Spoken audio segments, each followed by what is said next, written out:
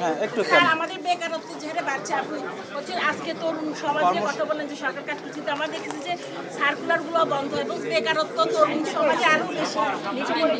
আমরা ইতিমধ্যে আমাদের যুব ক্রীড়া মন্ত্রণালয় থেকে আমাদের যে সার্কুলারগুলো একটি একটি করে যাচ্ছে, ইতিমধ্যে 2টি সার্কুলার দিয়েছে এবং পর্যায়ক্রমে আরও অনেক সার্কুলার আসবে, যার মাধ্যমে আমাদের যে লক্ষ্য এবং আমাদের বর্তমান সরকারের যেটি প্রধান লক্ষ্য রয়েছে যে কর্মসংস্থান নিশ্চিত করা। এবং আমাদের একটি প্রজেক্টের কথা আমরা এখানে বলেছি যে আর্ন প্রজেক্ট। এই আর্ন প্রজেক্টের মাধ্যমে প্রায় 9 লক্ষ যুব এবং যুব নারীরা প্রশিক্ষণ নেবে এবং এর মধ্য থেকে 60% মিনিমাম তাদেরকে কর্মসংস্থান নিশ্চিত করা হবে। 60% যদি আমরা ধরে রাখি প্রায় 5 লাখের উপরে আমরা এই আর্ন প্রজেক্টের মাধ্যমে আমরা আমাদের কর্মসংস্থান নিশ্চিত করতে পারবো। এখন বর্তমান সরকার যুব উন্নয়ন অধিদপ্তরের মাধ্যমে আমরা চেষ্টা করছি যে ফ্রিল্যান্সিংয়ের মাধ্যমে কিভাবে আমাদের যুব নারীরা ঘরে বসেই তারা যাতে স্বাবলম্বী হতে পারে, তাদের পরিবারকে স্বাবলম্বী করতে পারে।